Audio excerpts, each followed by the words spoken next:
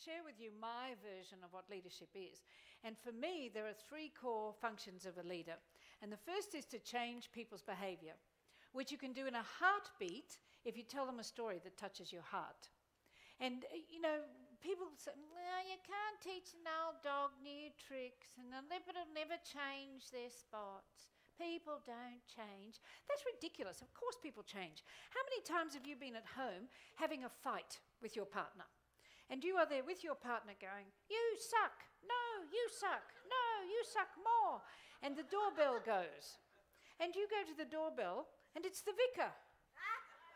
Or the preacher, or whatever you call them here, pastor. And you go, oh, hello, pastor, come on in, come on. Darling, look who's here. So don't tell me we can't change our behaviour. We can change it in a heartbeat. But if you tell people a story that touches their heart, it changes it more quickly. Stephen Covey in 7 Habits of Highly Effective People talks about sitting on a train going home from work. And he's exhausted and he's had a long day and he just wants to sit quietly. And he gets on the train and about 2 stations further on, this young man gets on with 3 small children who are running amok. And this guy's just sort of sitting like a zombie next to Stephen Covey. And after a few train stations, Covey looks over and says, excuse me, look, I'm sorry, but can you do something about your children? Because, they're running amok on the train. And he's like a grumpy old man. And the young man pulls himself out of a daze and says, oh, yes, look, I'm so sorry. We've just come from the hospital where their mother died. Now, how quickly do you think Covey's grumpy old man behaviour changed? Like that. All of a sudden, he's compassionate with the young man, he's playing with the children. You find stories to change people's behaviours. When you touch their hearts, you will change their behaviours because they'll want to change their behaviours. You can't make anybody change their behaviour unless they want to change their behaviour. All of you, unless you have a reason for stopping eating gluten, you're not going to do it. Until you experience what it's like to not eat gluten, you'll have no idea. So those of you who are interested enough in what Wayne said, and I can back it all up, and if you wanted to read one of the books, you would stop gluten like this as soon as... gluten is a giant molecule. It bursts through the gut wall, and you don't have to be a celiac. You just have to eat a lot of it, which everyone in our culture does. Gluten's in everything. It's in all the sauces. It's in any processed packaged food you buy. It's everywhere. And once you can't tolerate it, it bursts through the gut wall, so then you get leaky gut syndrome, which is very nasty. And then, for 5% of the population, it crosses the blood-brain barrier, and one of its chronic symptoms is anxiety. It isn't just here, and psycho.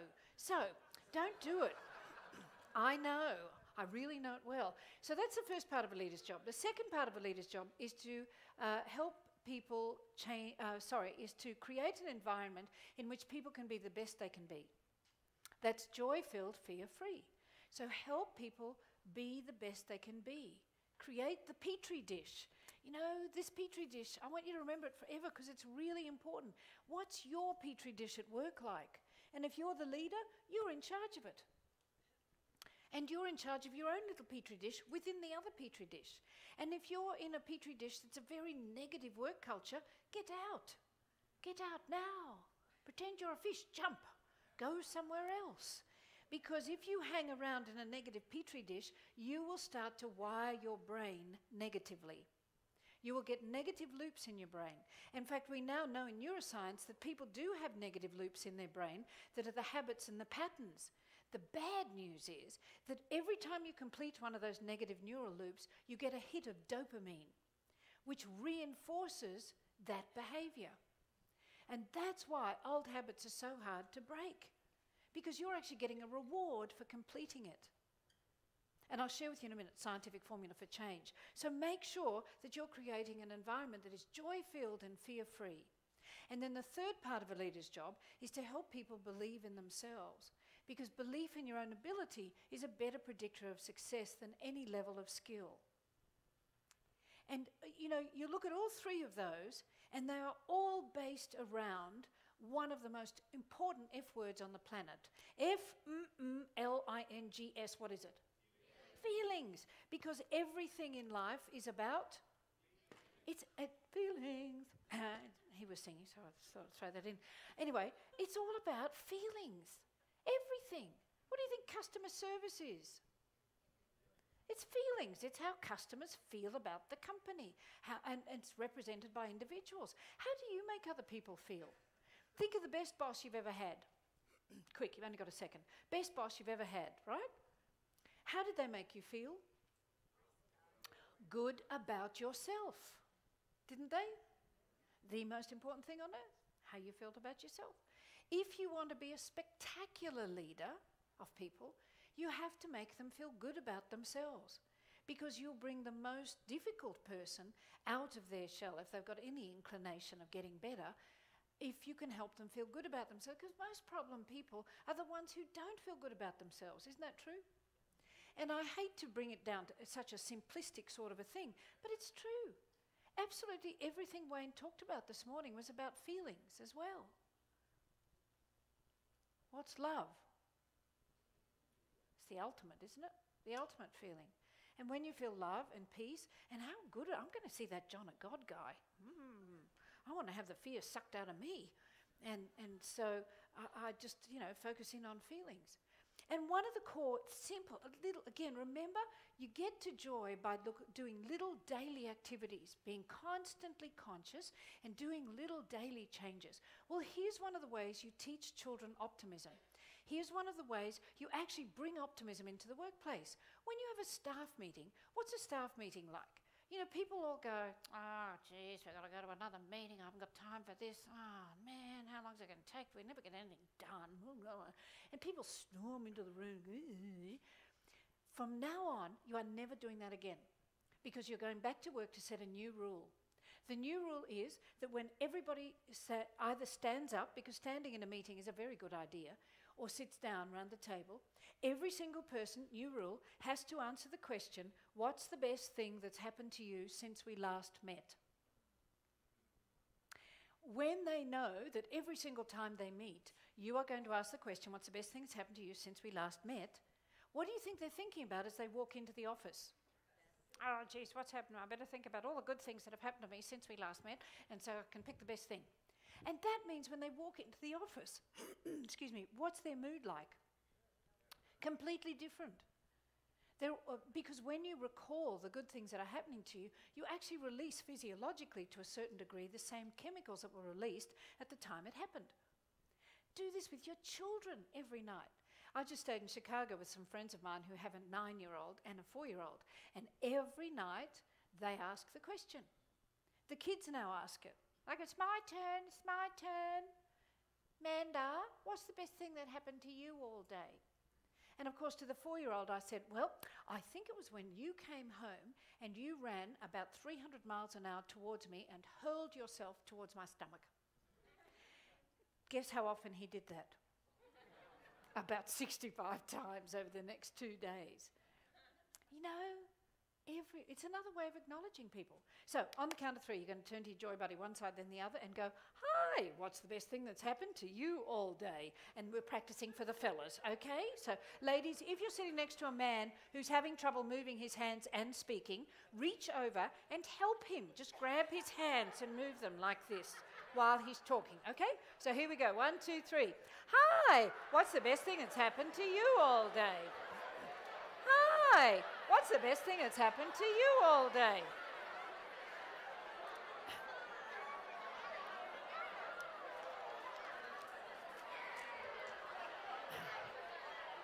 Awesome. Okay, come on back.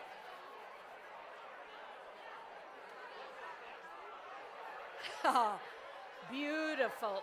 That is nice job. Okay, quick, come back, come back, come back. You didn't have to answer. You just had to ask the question. I should have known better with you guys. Some nice hugging go. Oh, look at all the hugging. Oh, that's lovely. Okay, quick, quick, quick.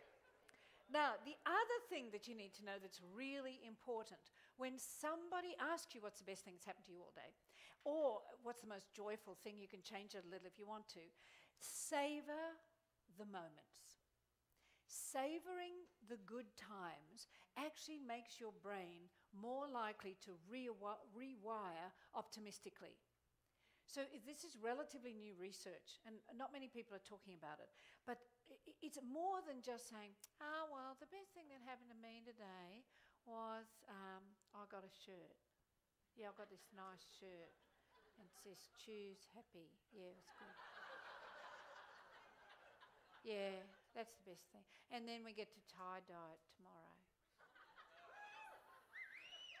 You know, so what you want to do is to really immerse yourself in the emotion and the joy of whatever it is that you're describing, and literally savor it, just as you would savor, you know, when you get a really expensive, does anybody drink?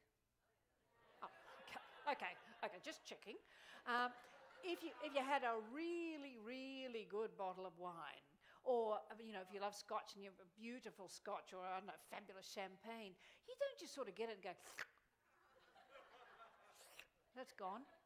You know, you savour it, you taste it in your mouth, and you hold it in there for a while, and you swill it around, and you go, ooh, and then you feel it go all the way down, and you look at it, and you appreciate the colour, and you sniff it, and all that stuff. That's savouring.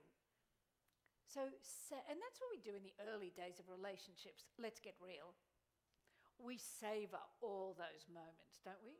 I go, oh, you smell so good. Oh, and you know, we lie there and embellish all the, oh, I feel so good in your arms. Oh. And you know, in the early days of the relationship, you just love everything about the person, and you see them do this little repetitive thing, and you think, oh, that's so cute. That's so cute, isn't it? I love the way he does that. 2 years later, stop it! Stop it, you drive me insane. Now, it's exactly the same person, and they're doing exactly the same thing. What's changed? Our perception, which I'll come back to in a second.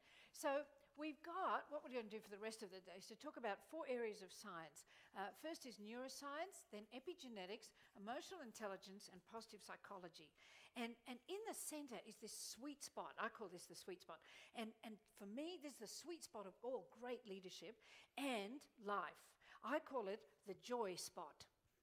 Not that one. Don't go there. Don't even think about it. Your mission, should you choose to accept it, is to go forth and become a walking joy spot. So on the count of 3, you're going to look at your joy buddy, one side, then the other. You are going to say, I am a walking joy spot. I am a walking joy spot. Okay, ready? 1, 2, 3, go. I am a walking joy spot. I am a walking joy spot. Okay, now come back. Now, I'm not sure how much mingling goes on at night, you know. Oh, by the way, woohoo, come on back. Fellas, you are not allowed, well, I guess you are allowed to do this, but I don't want to plant the seed, but very often at a conference after I speak, it's not uncommon for me to get stories of men leaping out of bathrooms at night, stark naked, screaming, "Ta-da!" So, you know, with all of these things, let's not blend them with the joy spot. Let's keep those two separate. And seriously, this is actually a real physiological phenomenon. I want you to go back and make a joy spot on your desktops. Make a joy spot folder. If you don't want to call it joy spot, call it JS. But into that folder, you drag all the videos that make you laugh. You drag in all the pictures of your family and great events in your life that make you feel wonderful. Put in there music that you love to play that lifts you up, probably a whole lot of your PSI stuff, because whenever you're here, how good do you feel when you leave? And, you know, you go to that joy spot, and you might want to put a PSI joy spot in there too, and look at that when you're trying to decide whether you come next year or not, because it will stir you on to come and feed your soul again and fill up your petri dish with a really nourishing matrix. And honestly, the joy spot on your desktop's a really important idea. When you need to be resilient, when you're feeling a bit blah and you need a bit of a lift, you just go to the office. Somebody can say, where are you going? You can say, I'm going to my joy spot. And then you go and you, don't sit actually, kneel. Kneel in front of your computer and look at your joy spot until you feel better. And just keep going through things in your joy spot until you literally feel better. And sitting, seriously, there's some new research out that shows if you sit for more than 7 hours, I think it's 7 hours a day, your incidence of depression is about 60% higher. So you need to be not sitting, and if you are sitting, squeeze your cheeks together a lot. Squeeze, relax, squeeze, relax, squeeze, relax, squeeze, relax. I know it's a little tacky, but it's very important. So everybody start squeezing. Squeeze, relax. I can tell when you're doing it because your head goes up and down like this. So come on. Squeeze, relax, squeeze, relax, squeeze. I think I called it cheesy squeaks before, you know, so squeezy cheeks. And seriously, that's something that does make a difference. It starts the blood pumping again. And you can kneel in front of your desk because kneeling allows the blood flow to keep going. But you've got to move. You've just got to move more often. And you can move around to a physical joy spot. Like if you get a hula hoop at work, put it on the ground. I mean, half of you are the bosses. So you can make the joy spot and get an arrow from the ceiling that says joy spot. And in the joy spot, you put juggling balls. Because when you juggle, it does a whole lot of things to your neurobiology and changes things, changes how you feel. Put a laughter machine. I don't know, put one of those... Or you know, in airports, they have these little animals, and when you walk past, it rolls around laughing. Have you ever seen those? Oh, they're so cute. I bought one, but we had to turn it off because it was driving my husband mad. And if you imagine, you put one of those in the joy spot. Every time someone walks near the joy spot, and the little thing rolls around. It's so cute. Well, I liked it. Anyway, so... I don't care what you put in the joy spot, but put things that people can use to make themselves joyful. I know, frisbee. Maybe they throw a frisbee around for 5 seconds. Google does it. Why shouldn't you? They just don't call it a joy spot. Very limited. So now the other thing, in your own personal joy spot, it's very important to have past, present, and future joy spot stuff. So most of it's going to be from the past because honestly, this is what people do really, the fears they have in life. So what's this moment now? The present. Although hardly any of us are ever present for more than about 4 seconds. Most of us are stuck in the unconscious somewhere. But in theory, this is the present. What's over there? Past. What's over there? Now this is what most people do. Here we are in the present. They go, gee, I had a rough past. I've got a lot of baggage from that past, but it's my baggage. So I'm just going to get all this baggage and I'm going to bring it with me to the present here. And I'm just going to have my baggage because it's mine. And everything I do has got my baggage in front of it. Doesn't matter what the present is because all I can see is my baggage. And if that isn't enough, what do? We look at them and we go, gee, that looks bad. That looks really bad out there. Gee, I've got all this baggage and now I'll bring all this bad stuff from over here and I'll bring it over here as well. No. Gee, life sucks. Isn't that true? We bring all this crap from the past and then we make crap for the future. It hasn't even happened yet, but we look ahead and go, oh, that looks bad. Oh, the economy's not good. I might not have a job. Oh, nothing's going to work. And like, why don't you just go ahead and stab yourself? It'll be easier. Right, so go forth and go into the future and create the joy spot of the future. And then you've got, and savor it. Pretend it's already happened and savor it. This is all... it's been around for a long time, packaged in different ways, but it's also very quantum physics. And it's also Tai Chi, it's also Qigong. You're creating the field that you want. If you go future and create a joy spot in the future, like Wayne was saying, not exactly those words he was saying, he was using more sophisticated language, of course, but it was essentially the same thing. And then I've got the single biggest thing that will change everything in your life if you choose to perceive yourself like this. Because life is ruled by perceptions, not reality. It's by our own teeny weeny little human perceptions. We perceive and judge. We don't see reality. If we could see with our hearts, then we would see truth. You know, have you ever heard of a guy called Holman Hunt? Holman Hunt is some famous religious painter. I didn't know. I heard the pastor in Dallas talk about him once.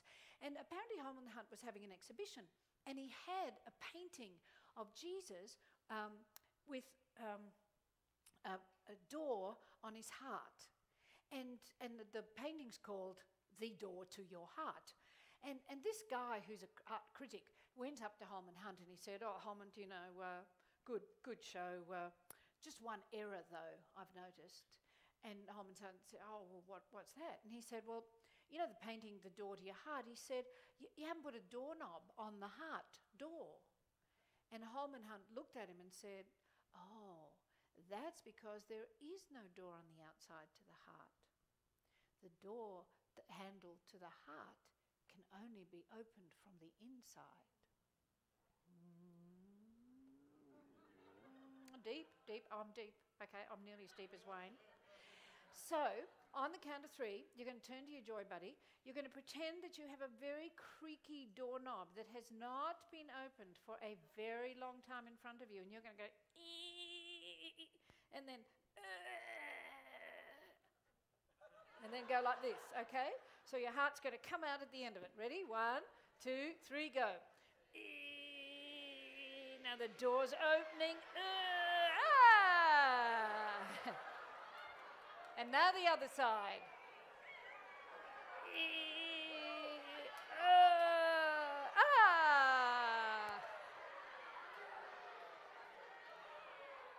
Awesome. Okay. So now that heart, just because you did that, that heart is starting to open. And some of the big wounds that have built barriers around them are starting to come away. So every day, if you want joy, add that to your list of little things to do. Wake up in the morning, go in front of the mirror and see your heart opening up. Because once you open up your heart, then you can start to connect to others, and then you start to see reality. Then you start to see the truth, because that's where the love is. And when you come from love, you can't have fear. The fear goes from the heart. So this is the perception that's going to change your life, not only opening your heart, but to perceive yourselves as a CJF. Now, when you go to parties or I don't know, some other place and someone says to you, "Oh, hello, what do you do?" And you know, you answer, "Oh, well, you know, I've got my own company, I'm in a business, I'm a speaker, I'm a dentist, I'm a nurse." And they all go, "Oh, that's nice. Yeah, good. Right. Must be interesting." From now on, I don't want you to ever say that again. I want you, every time someone asks you what you do, I want you to go up to them and say, "I am a CJF." With a smile. And they're going to look at you and go, "Oh, yeah? What's that?" And you say, "I am a chief joy facilitator." You'll be very popular. Seriously, yeah, people are going to go, "Cool, what does the CJF do?" And then you can say, "Anything I want." Or make up something that helps me. You know, I go through life making people feel better about themselves. So on the count of 3, you're going to look once. Now, seriously, much as I joke about this, if you actually perceive yourselves as a CJF, so that everybody you meet, everyone you talk to, you're thinking, "I am a CJF. What can I do to make this person more joyful? How can I serve this person in a way that brings joy to their lives?" Your life will be the first one to change. But lots of people struggle because they go, "She's silly." "Oh, no, going to say that at a party because you're, you know, like, so what?" Yeah, people will think I'm an idiot. Hello? Are they thinking about you? No. So you might as well say it and jump out of your skin, open your heart, go, "I'm a CJF. I spread love. I help people feel better about themselves." You don't even have to tell anybody else. But if you perceive yourself as a CJF, your life will change. So on the count of 3, you can turn to your joy buddy. So you get used to saying it out loud. Say, I am a CJF, a Chief Joy Facilitator. And then try to look proud, okay? So ready? 1, 2, 3, go. I am a CJF, a Chief Joy Facilitator. I am a CJF, a Chief Joy Facilitator.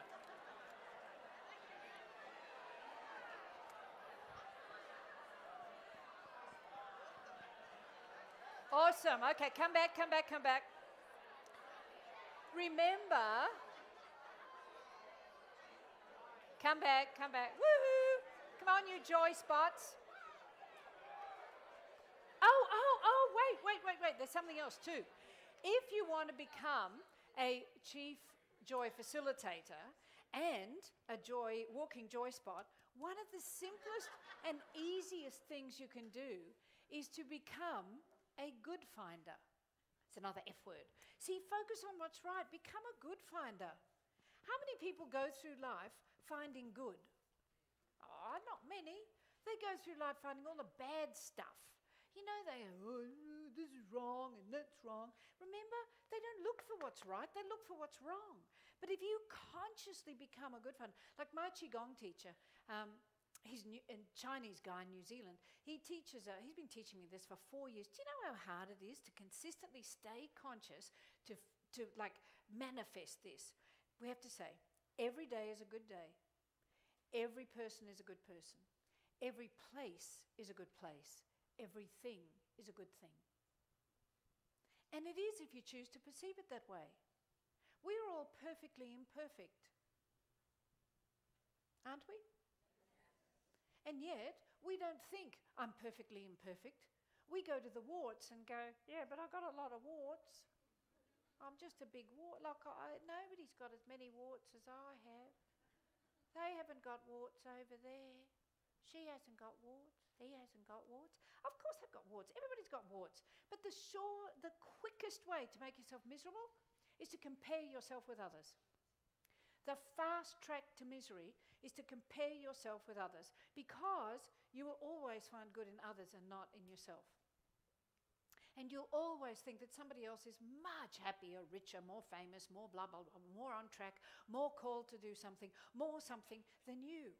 And they're not. You are perfectly imperfect. You are in the perfect place for you right now. And once we grasp those huge concepts, and once we understand that everything that's happening to us is happening for a reason, then life starts to get a bit easier and a bit more joyful, because we stop beating ourselves up. And sometimes I think, setting goals, I think it's okay to set goals, but sometimes I think those goals rule our lives.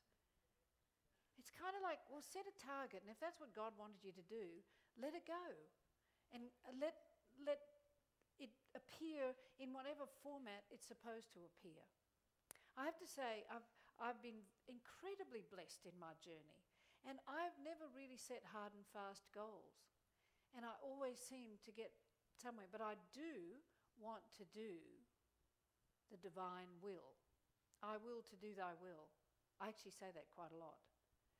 And before I speak, I don't ever think it's me. I fill the room with divine light, and I pray before I speak. And if I don't do that, then there's a dramatic difference.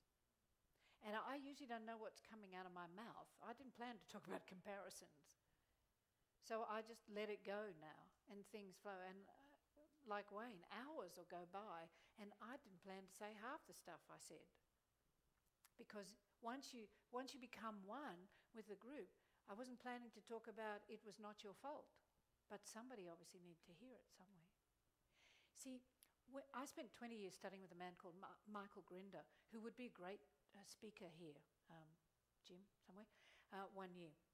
Next year maybe. And Michael is a master of nonverbal communication. And he taught me all about group dynamics. I studied for 20 years with him. And there is when you're presenting, many of you present? Oh, fair number, okay. So when you present, there's the content and the process. So the content has to be relevant, appropriate, up to date, all that sort of stuff. It's the process that's the magic. It's the process that makes the information stick in people's minds forever. It's the process that changes their cellular memory. It's the weaving the humor with the content and profound stuff with more, more superficial stuff and then a bit more humor. That's the thing that's the magic. So that's the sort of stuff you want to be paying attention to when you're making a presentation. So let's go back to neuroscience, because you've all heard of neuroscience and rewiring the brain and all that sort of stuff, haven't you? And do you know what the real F word in life is? It's F,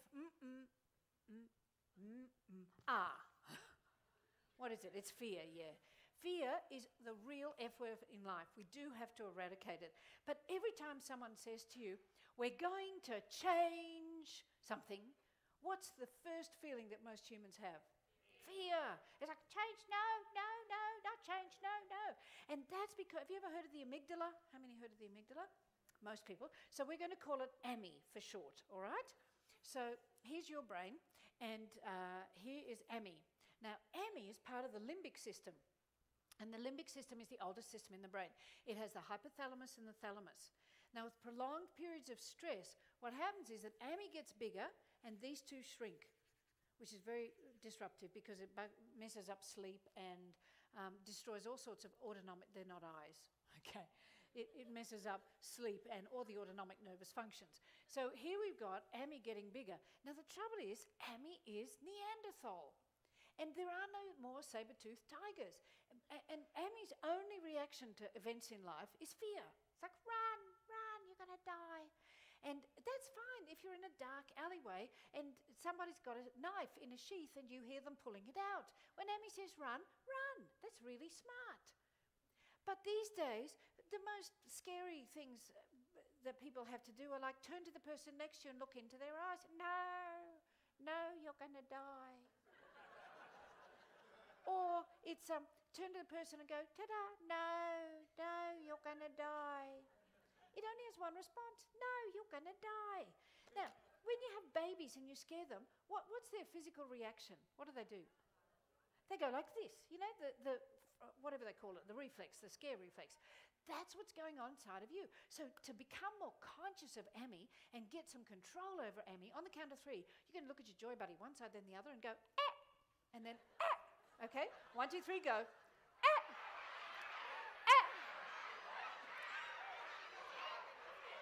Right, good. So the next time somebody says something to you about change, you are going to internally or externally, I frankly think it's better externally, like if you're at work, and tell everybody about this. Go back, tell them about the fear thing. But you know, change is brilliant for your brain. You want to stop Alzheimer's? Keep changing.